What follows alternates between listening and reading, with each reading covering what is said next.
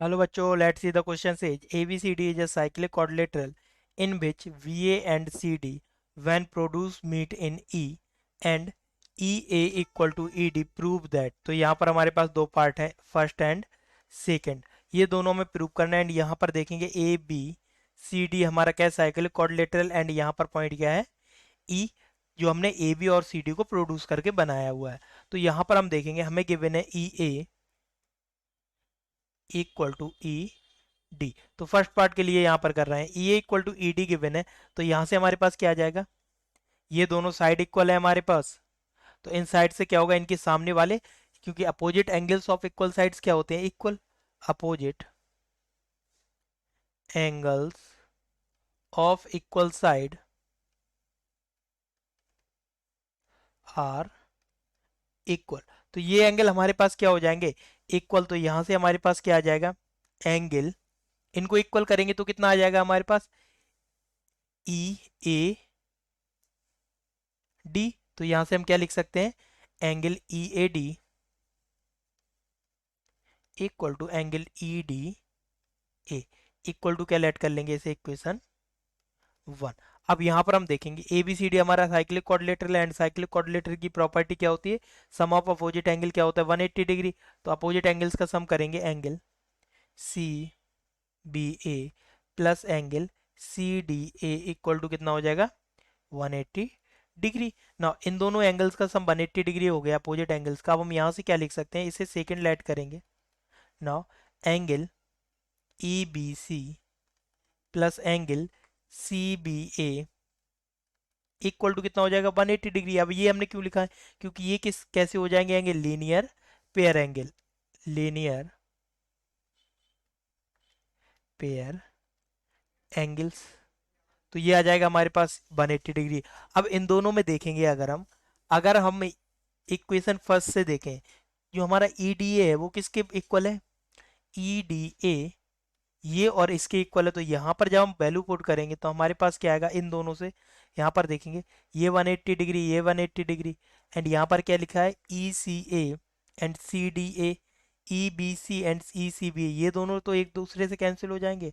And यहाँ से क्या आ जाएगा हमारे पास, angle C D A equal to angle E B C. Basically हमने क्या किया, इसे इक्वेशन थर्ड लेट कर लेंगे एंड क्या किया यहाँ पर, सेकंड माइनस थर्ड। तो हमारे पास ये कंडीशन आ गई। अब इस कंडीशन को क्या लेट कर लेंगे, 4। अब 4 एंड 1 से देखेंगे, फ्रॉम 1 एंड 4, 1 और 4 से अगर हम देखें तो हमारे पास कौन कौन से एंगल बराबर हो जाएंगे, ई ए डी किसके इक्वल हो जाएगा यहाँ पर, angle E A D equal to, देखो ई डी ए, जो हमारा ई डी ए है, ई डी ए ये किसके इक्वल होगा, सी डी ए के। तो यहाँ पर ये किसके इक्वल हो जाएगा, E angle E B C. And हमारे पास यहाँ पर कौन कौन से एंगल हो गए हैं, angle E A D, E A D ये वाला एंगल किसके इक्वल हो गया, एंगल ई बी सी इस एंगल के इक्वल। तो ये क्या है, corresponding angle, corresponding angles. And corresponding angles कब इक्वल होते हैं, जब लाइंस क्या हो, पैरेलल। तो यहां से हम क्या कह सकते हैं, implies A D is parallel to B C, यही हमें प्रूव करना था।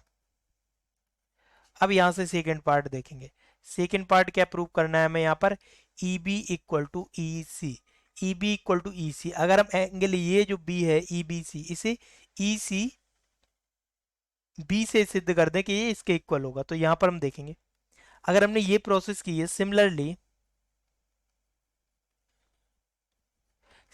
सेम प्रोसेस करेंगे, इसे नेम देंगे इक्वेशन फिफ्थ।